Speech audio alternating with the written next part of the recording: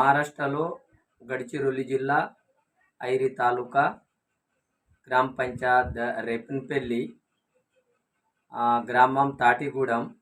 మా కొడిసెలగూడెం దగ్గరనే తాటిగూడెం అని ఒక ఊరు ఉన్నది. ఆ ఊర్లో కట్కు సత్యన్న అని ఆయన బావిలో వేడి నీళ్ళు అవుతున్నాయి.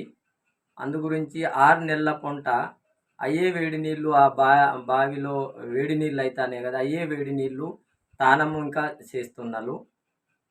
అంటే ఇది తెలిసిన కాడికి 4వ తారీఖు ఇది ఎట్లా తెలిసిందో, ఆడికెళ్ళి లోకులు వచ్చి ఎట్లా వేడి నీళ్ళు అవుతాయి బావిలో అని ఒక చమత్కారం అనిపిస్తున్నది అందరికీ.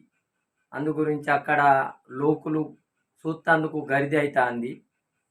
దాని గురించి మరి ఇది ఎందుకు వేడి నీళ్ళు అవుతాయి, దేని గురించి వేడి నీళ్ళు అవుతాయి, ఇది ఒక చమత్కారమా, ఒక దేవుని మహిమనా, లేకుంటే మరి ఇది ఒక విజ్ఞానం ఈ భూమిలో మరి ఏ పరిస్థితి అవుతుంది, అందు గురించి లోకులు గర్ది చేస్తున్నారు అక్కడ చూస్తందుకు.